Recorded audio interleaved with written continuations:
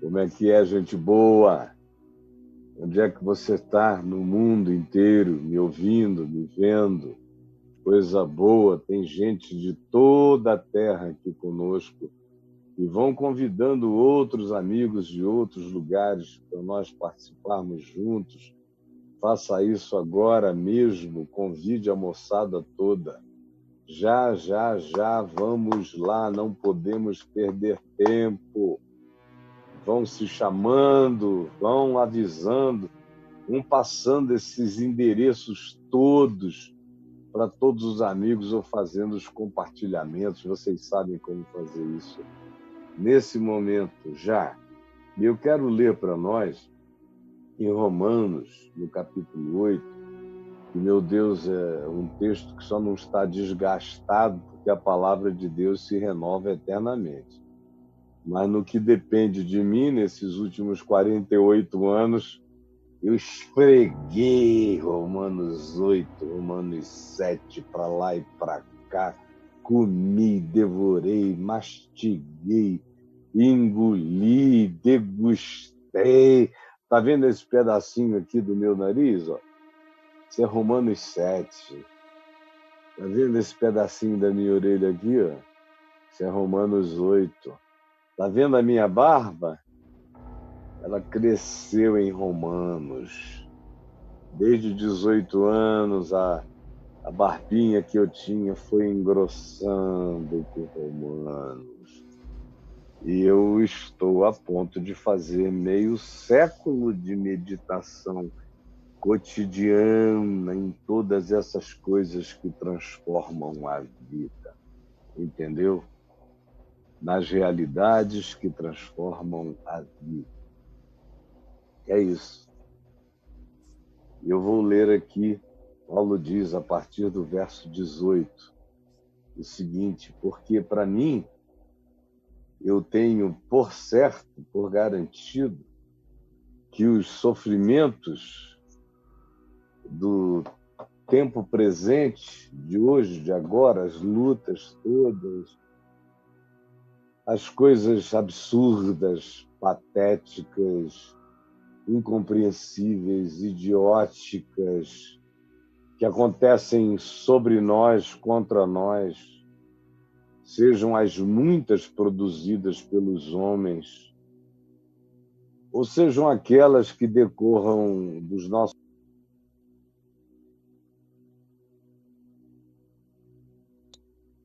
ou sejam ainda aquelas outras que vêm por arbítrio e decisão dos homens contra nós, ou com atitudes que, no fim, nos atingem, nos prejudicam e produzem sofrimento, ou sejam as coisas que eclodem no corpo da gente, doenças, fragilidades, fraquezas diversas, sofrimentos. Paulo diz, eu tenho por certo que esse conjunto de fenômenos, de quaisquer que sejam as naturezas, que produzam e inflijam dor, e a dor nos leve ao sofrimento, no tempo de hoje, ele diz, não são para comparar, não são para comparar, não são para comparar, e você pergunta, com o quê? Não são para comparar com a glória, com a glória, com a Shekinah eterna, com a maravilha indizível, com a manifestação indescritível da glória por vir a ser revelada. E quando ele diz que essa glória vai ser revelada, ele diz é em nós.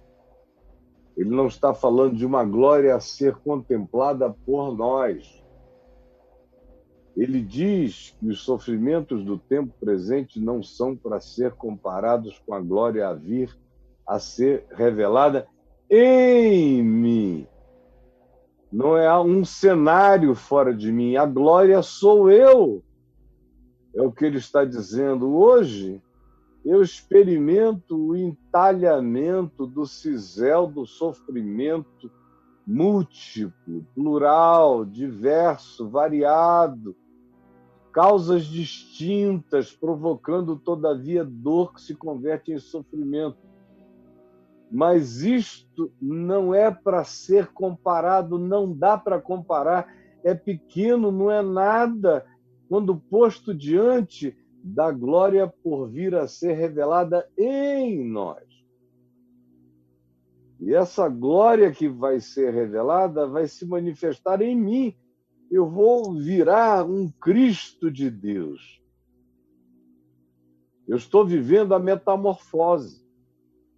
Esses sofrimentos são os sofrimentos da minha crisálida. Eu estou dentro do casket, do caixãozinho.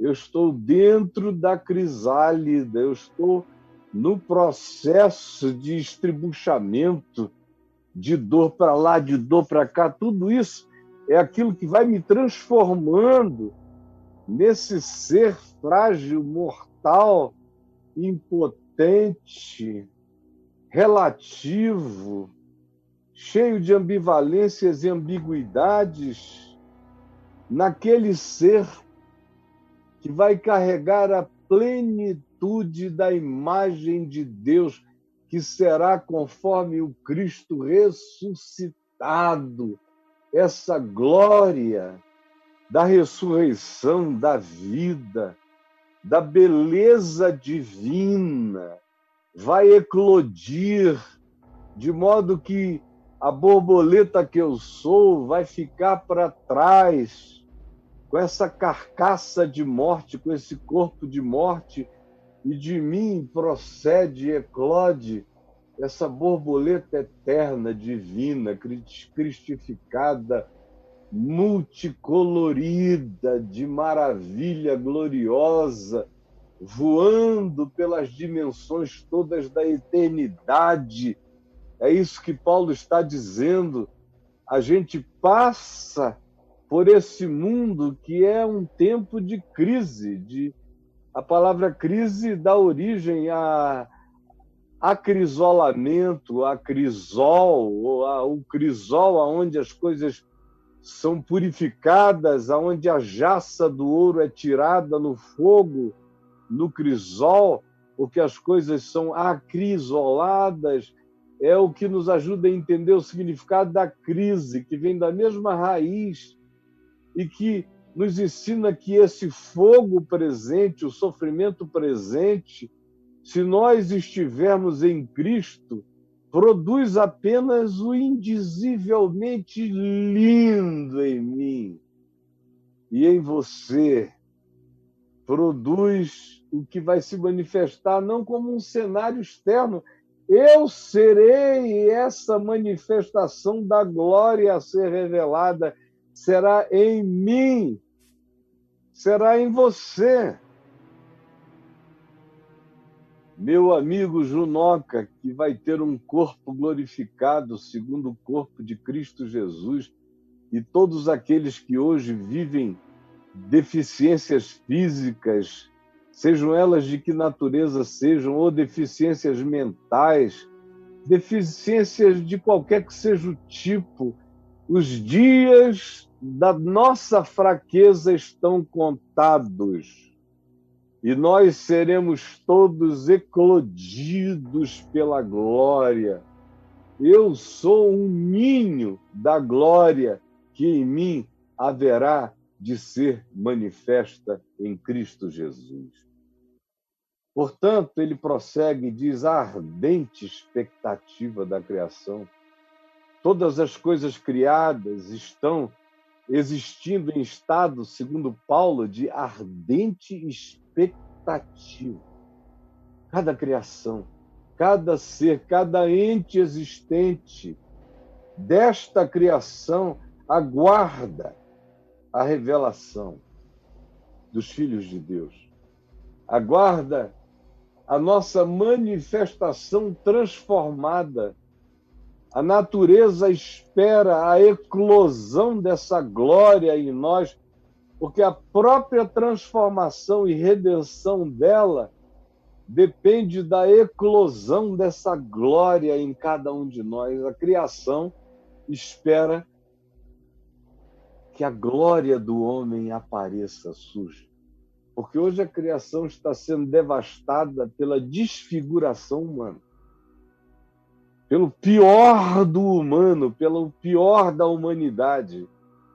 Por isso a criação geme. Se a gente pudesse ouvir as vibrações de gemido da criação, não só de árvores, mas de tudo que existe, tudo é integrado. Essas coisas só são desintegradas para nós, que estamos também desintegrados de tudo. Mas todas as demais coisas estão em estado de conexão, menos nós, que somos os únicos alienados no processo. E a natureza toda, na terra, no céu, no mar, debaixo da terra, geme, vibra, esperando o dia da manifestação da minha consciência, quando eu me tornarei um Cristo glorificado, um humano Cristo, um Homo Christus, em toda a plenitude da manifestação, da indicação do objetivo ômega da evolução, que é apresentar ao universo o Homo Christus, o Cristo no homem, e o homem na plenitude do Cristo que venceu a morte, do Filho do Homem para além do Filho do Homem na contingência da natureza, em como Jesus mesmo dizia acerca de si e acerca de si no futuro, quando ele diz, quando vier o Filho do Homem. Aí já não é mais só o Filho do Homem andando entre os humanos, mas já é o Filho do Homem que atravessou pela morte e agora é glorificado em Cristo Jesus, do mesmo jeito que Jesus, o homem, foi glorificado na travessia da morte pela ressurreição, assim seremos nós. E a criação aguarda esse dia. Toda a criação, todas as coisas, há uma expectação cósmica pela transformação do homem em ente animal predador num ente que existe conforme Cristo, que se torna o Cristo glorificado de Deus, onde Jesus é o primogênito e nós somos irmãos dessa glória, irmãos da mesma glória de Cristo Jesus, pois a criação geme com expectação por esse dia, porque ela própria está sujeita à vaidade, à idiotice. Vai um cara lá e corta um pau, uma árvore de 700 anos, um idiota, não sabe nem por que está cortando, só porque deram uma ordem, disseram que vão pagar a ele R$50 se ele botar aquele tronco abaixo.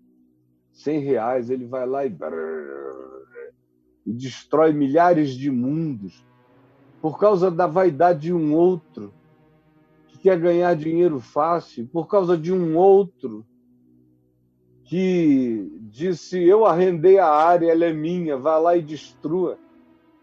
Como se a criação de Deus estivesse aberta para arrendamento ou para humores de regimes governamentais. Isso tudo vai sendo anotado nos anais do juízo divino, porque a criação está solapada pela nossa vaidade.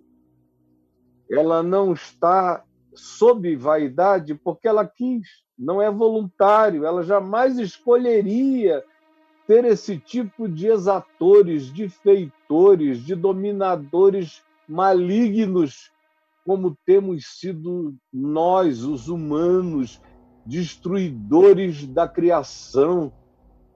antagonistas de Deus na criação, inimigos de Deus contra as suas criaturas. É o que nós temos sido. A criação, todavia, não se voluntariou para isso, para estar sob a nossa vaidade. Ela foi entregue. E nós que recebemos o mandato de cuidarmos dela com amor, resolvemos devastá-la com torpor e com maldade e com ignorância, como se fôssemos cupins e não seres humanos. A criação está sujeita à vaidade por causa daquele que a colocou sob esse estado de degradação. E somos nós que, num certo sentido, fizemos isso.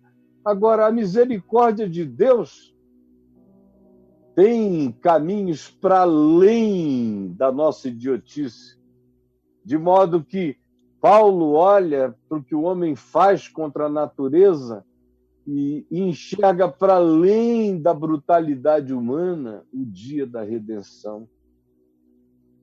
Aquele que a entregou ao homem para que o homem cuidasse dela, não foi surpreendido pela maldade desse cupim humano devastador. Ele próprio enxergava para além disso, na esperança de que a própria criação será redimida do cativeiro da corrupção. Quando ele disse, maldita seja a terra por causa do homem, lá em Gênesis 3, por causa do nosso pecado, ecoava, para além disso que se podia ouvir, uma outra designação, um outro termo, uma outra expressão que dizia, maldita seja a terra por causa do homem. Todavia, na esperança de que a própria criação venha a ser redimida do cativeiro da corrupção e que seja conduzida da corrupção humana. Olha, toras e toras, queimadas e queimadas, animais e animais, ninhadas e ninhadas, morrendo, a terra pegando fogo.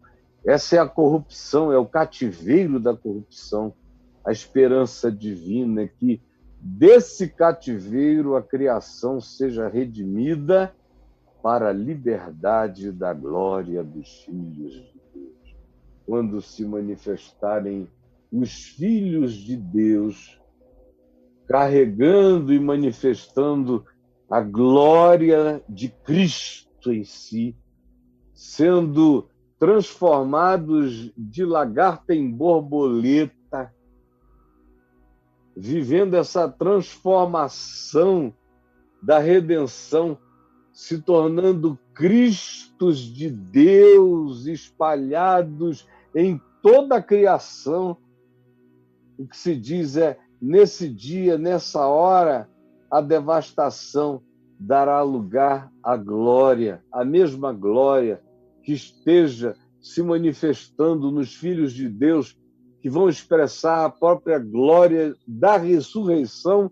Essa mesma glória vai alcançar, vai abraçar toda a criação, que vai ter a sua angústia de devastação substituída pela glória dessa redenção, porque sabemos que toda a criação, a um só tempo, concomitante e simultaneamente, geme e suporta angústias. Até agora. Isso não é poesia, isso é realidade. Porque você é entupido e foi acometido pela doença da burrice espiritual que o príncipe deste mundo inocula sobre nós. Toda a cabeça está doente, todo o coração está enfermo. São poucos os que conseguem enxergar e divisar e proporem-se à prática do bem. É esse o estado no qual vivemos até agora. E não somente nós e a natureza, que acaba se tornando na vítima inocente mais devastada por todas as nossas ações, mais devastadas. Como diz o livro do Apocalipse, que a volta do Cordeiro de Deus imolado desde antes da fundação do mundo vai trazer juízo à terra, à humanidade, à história.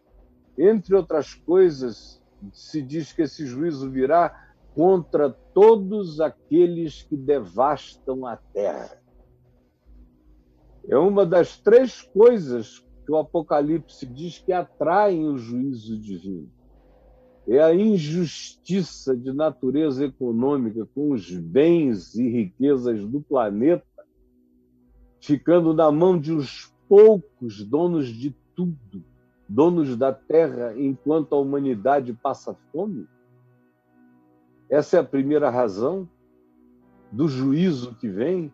Em segundo lugar,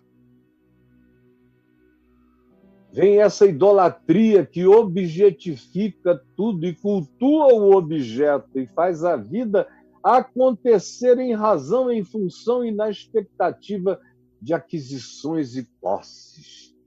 Que idolatria mais louca, que dessignificação, que descriação do objetivo para o qual nós fomos criados. A idolatria tira o sentido de tudo. E a terceira razão, esse juízo vem para destruir aqueles que destroem a terra. É sério o que está acontecendo. Não é uma coisa que se possa decidir aqui no Planalto, irresponsavelmente. Tudo carrega consequências. Portanto, Paulo prossegue e diz, não só a natureza geme, mas também eu gemo.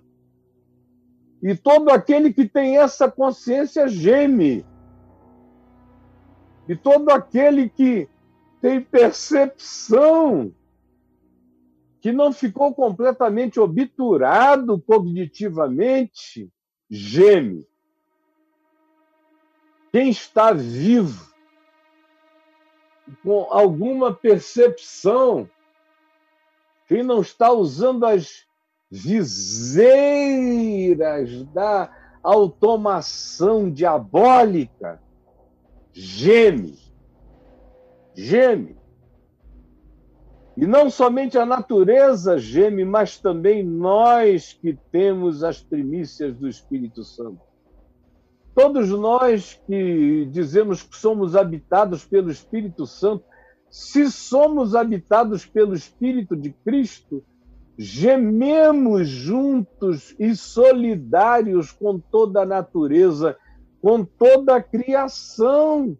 Essa é uma espiritualidade sem a qual ninguém vive saudavelmente neste mundo se não carregar essa consciência que decorre de se ter o Espírito de Deus como primícia, habitando em nós, quem quer que seja primícia dessa criação, já carregando o Espírito de Cristo em si, igualmente geme no íntimo, junto com a natureza, aguardando o dia em que tudo isso vai dar lugar à nossa adoção final como filhos, quando seremos habitados pela glória do Cristo ressuscitados e nos transformaremos, segundo Ele, na sua própria glória, seremos com ela e nela glorificados. Nós gememos aguardando a adoção de filhos, a redenção dos nossos corpos. Quando esse casulo de morte dará lugar a esse corpo de glória, essa glória que se diz que vem habitar em mim.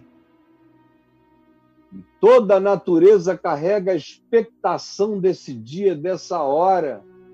Há um gemido escatológico na natureza, em toda a criação.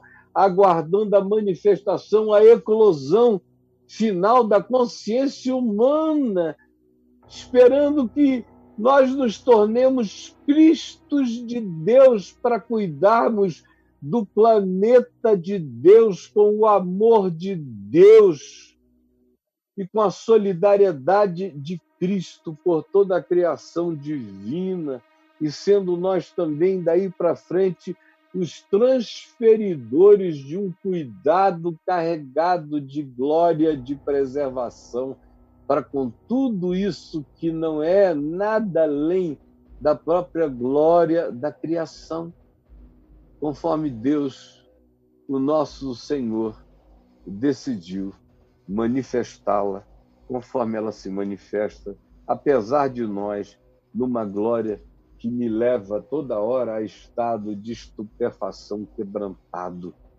porque ela manifesta o próprio amor de Deus, a criatividade, o exagero da graça divina criando o inimaginável ainda no espaço-tempo, diante dos meus sentidos, para minha própria percepção. Meu Deus, eu aguardo esse dia onde a criação vai aplaudir a manifestação dos filhos de Deus tomados pela glória da ressurreição. Porque nessa esperança e em toda a esperança divina, nós somos salvos e fomos salvos. A gente é salvo tanto mais quanto a gente viva grávido dessa esperança. É a gravidez dessa esperança que caracteriza, que evidencia a minha salvação. Se eu estou salvo, eu tenho que carregar a gravidez dessa expectação. Se eu sou salvo, eu tenho que carregar a expectação dessa manifestação de salvação para mim e para toda a criação. É isso que Paulo está querendo que os discípulos de Jesus entendam naquela geração, quanto mais na nossa. Naquela 2000 anos atrás, onde a devastação natural ainda era pequena, porque os homens não tinham condição de serem os entes alienígenamente devastadores que nós somos hoje. Naquele tempo, a devastação acontecia num período de guerra, quando um determinado grupo decidia cortar todas as árvores de um bosque para fazer uma ponte para atravessar um rio largo. Ou quando se capturavam animais para serem levados para os circos, no caso aqui os circos, os coliseus, as arenas, os teatros de espetáculos dantescos e sanguinolentos dos romanos, onde as feras tinham um lugar de humilhação, onde os seres mais extraordinários e diferentes e singulares da criação eram levados de um continente para outro para serem mortos ante o grito alucinado de multidões e multidões que não sabiam o que faziam, acerca das quais se poderia e deveria dizer: Pai, perdoa-os, porque eles não sabem o que gritam, nem o que pedem, nem o que fazem, nem o que votam, eles não sabem nem quem são. É nessa esperança que nós somos salvos. É nessa gravidez que nós manifestamos que estamos salvos. Ora, esperança que se vê, porque por enquanto a gente não vê nada, só vê fumaça, e idiotas dizendo: vamos deixar passar uma boiada para devastar mais rápido, vamos facilitar as leis de devastação. Hoje a gente não vê nada a não ser idiotice dos loucos. Sim, hoje só vemos isso. A criação geme esperando a manifestação dessa nova consciência, porque por enquanto ela sofre angústias. Nós Somos salvos quando manifestamos cada vez mais a manifestação dessa consciência e ficamos grávidos dessa compreensão e dessa disposição. Ora, a esperança que se vê não é esperança. Por isso, não desanime, embora você não veja ainda a configuração desse dia e dessa hora, e o que você veja seja quase sempre antagonismo a isto, e há, inclusive, as manifestações de ódio, de raiva, até de cristãos. Me ouvindo aqui agora, tem alguns com ódio de mim, com ódio. Estão dizendo, eu não vou mais te seguir, como se isso fosse mudar a minha vida. Não muda nada, só muda a tua, para o mal, para pior. Eu não vou mais te seguir. Sinto muita dó de ti, porque me seguindo você poderia ser salvo da sua loucura. Mas o que a gente vê é uma quantidade enorme, inclusive de cristãos, que se dizem filhos de Deus para terem a prerrogativa de serem destruidores excepcionais da criação, lutando contra a revelação e a manifestação de Deus no evangelho da sua palavra, conforme eu estou apresentando a você. Eu, todavia, sou salvo nessa esperança do que ainda não está presente, mas vai se manifestar. Porque a esperança que se vê não é a esperança, pois o que alguém vê como espera, eu só vejo queimadas, mas eu espero a revelação da glória dos filhos de Deus e espero a revelação da glória nos filhos de Deus. Mas se esperamos o que não vemos, então não estamos vendo ainda. É por isso que com paciência nós aguardamos. Aguardamos e não desistimos e prosseguimos, sabendo o seguinte, preste atenção, que também, Paulo diz, também, o Espírito Santo, semelhantemente a quê? Aos gemidos da criação, a criação geme. Paulo diz, semelhantemente também o Espírito Santo geme, nos assistindo nas nossas fraquezas, nos nossos gemidos. A gente geme com a criação geme conosco, e o Espírito Santo geme com a criação, e geme também com a gente, com a nossa fraqueza. Porque nossa fraqueza é tão grande, a minha fraqueza é tão grande. Aqui, nessa hora, no espaço-tempo, a minha limitação de percepção é tão grande que eu não sei nem mesmo orar como convém. Não sei nem mesmo o que pedir, nem como pedir. Por isso, eu também me entrego ao Espírito Santo. Me entrego para que ele ore em mim a oração necessária. Para que ele ore em mim a oração que Deus quer ouvir, para que ele ore em mim a oração da criação, do clamor pela redenção. Sim, porque o mesmo Espírito intercede por nós sobremaneira com gemidos inexprimíveis. E é o mesmo Espírito que geme com a criação que o homem devasta. O homem trabalha e corta os entes que carregam a intercessão do Espírito. Paulo dá significado espiritual a todas as coisas vivas.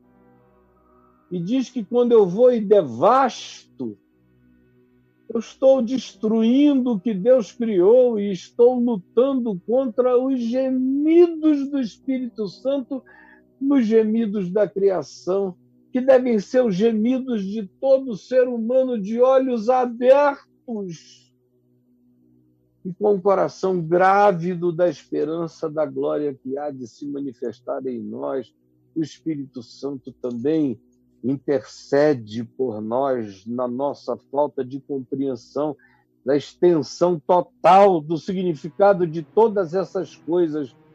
Intercede por nós sobremaneira com gemidos inexplicáveis. E aquele que sonda os corações. E aí, Paulo coloca todo esse trabalho de intercessão do Espírito habitando corações. O meu coração é um trono de gemidos do Espírito, de intercessão do Espírito. Aquele que sonda os corações sabe qual é a mente do Espírito no meu coração. Porque é segundo a vontade de Deus no meu coração que o Espírito Santo intercede por mim, intercede por ti. Há uma intercessão que eu não conheço, há uma oração que eu não discerno. Há um pedir de Deus a Deus em mim que eu não conheço os termos. Há uma soberania que me habita e que pede em meu favor, Deus orando a Deus por mim, sobremaneira. Uma oração que eu não conheço, mas que está sendo feita em meu favor o tempo todo, nas fímbrias do meu ser, por aquele que conhece o meu coração, e conhece todos os corações, e conhece a criação e toda manifestação do que acontece no momento presente, tudo que nós ainda chamamos de futuro, e que em Deus, na intercessão que é feita hoje em mim, já é tratada como hoje, porque para Ele tudo é. E aquele que sonda os corações sabe qual é a mente do Espírito Santo, que segundo a vontade de Deus intercede por mim. Ora, nós sabemos que todas as coisas, todas elas, as mais loucas, inclusive, as mais incompreensíveis, as mais absurdas, as que não passam pelo crivo do meu gemido e que eu gemo como quem geme pelo ridículo, pelo absurdo idiótico. Todas as coisas, compreendidas ou não compreendidas, todas elas, todavia, cooperam para o bem daqueles que amam a Deus na criação, amam a Deus no próximo, amam a Deus em tudo que existe e que servem a Deus cuidando do que Deus criou. São sacerdotes de Deus neste mundo, não para matarem e cortarem pescocinhos de carneiros e ovelhas, nem para viverem fazendo cultos assim, andando com a mão para cima, como uns idiotados, 24 horas, não. São aqueles que cultuam a Deus preservando troncos milenares para que não sejam cortados, preservando rios limpos para que não sejam poluídos, limpando rios esgotificados para que tornem a ser fontes de água da vida, preservando todas as coisas, curando as doenças, ajudando a cobrir os que estão sem cobertura, alimentando os que estão de fome morrendo, matando a sede com a glória da água. Esses que são filhos de Deus, cultuando a Deus nos processos de preservação da vida. Esses que fazem isso contra o absurdo. Todas as coisas cooperam em favor deles. Mesmo que eles não saibam, mesmo que eles não notem, eles estão sendo vistos, eles estão sendo observados. Eles só fazem o que fazem porque são entes grávidos da esperança. de que serão semelhantes. O Cristo de Deus explodirá neles e eles virarão o impensavelmente extraordinário, porque todas as coisas fazem parte de uma espiritualidade só, porque tudo subsiste num só Espírito.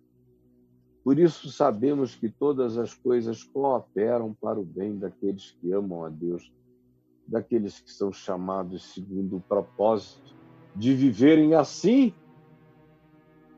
para terem a sua completude nesse significado que vai revelar a glória de Deus em nós. Porquanto, aos que de antemão ele conheceu usando uma linguagem do espaço-tempo, que não é nem uma linguagem divina, é só uma linguagem de Paulo, há 2000 anos atrás, para se fazer comunicar com aqueles que só compreendiam passado como passado, presente como presente, futuro como futuro. Por isso ele tenta enfiar Deus na limitação do espaço-tempo e diz, porquanto aos que de antemão no passado conheceu, também os predestinou para serem conformes à imagem do seu Filho, a fim de que ele, o Filho, seja o primogênito entre muitos irmãos. E aos que predestinou supostamente no passado, do espaço-tempo, para nossa compreensão apenas, a esses também chamou na história para nossa compreensão. E aos que chamou na história, a esses também justificou na história, em Cristo, na cruz, embora o Cordeiro já tivesse sido imolado antes da fundação do mundo, para você ver como toda essa história, a narrativa do espaço-tempo é profundamente relativa e é para nós, não é o que é. E aos que justificou, a esses também glorificou. Glorificou, dando-lhes a garantia de que os sofrimentos do tempo presente, as dores, as lutas, as ambiguidades, os absurdos de hoje, os absurdos de agora, não são para comparar com o eterno peso de glória a vir a ser manifesto através de nós, quando explodirá a Shekinah da ressurreição, a glória eterna, explodirá em mim. E esse ser que você vê aqui, com todas as marcas da morte, habitando esse corpinho de morte, de fragilidades, será absolutamente transformado segundo o corpo da ressurreição de Jesus. E eu serei um Cristo de Deus cheio da glória eterna, onde Jesus é o primogênito dentre muitos irmãos, entre os quais você, gostando ou não gostando, estou eu, e sou eu também incluído. Você é Senhor Jesus. Que essa palavra seja compreendida por quem odeia essa palavra. Que pela primeira vez alguns estejam dizendo: era isso, eu não entendia. E pelo amor do teu nome, faze com que esse tomar de ar no coração daqueles que foram assustados pelo tirar do véu, pelo abrir dos olhos, pela chegada da luz, pela revelação, aconteça agora. É o que eu te peço, como milagre, hoje, em nome de Jesus. Amém e amém.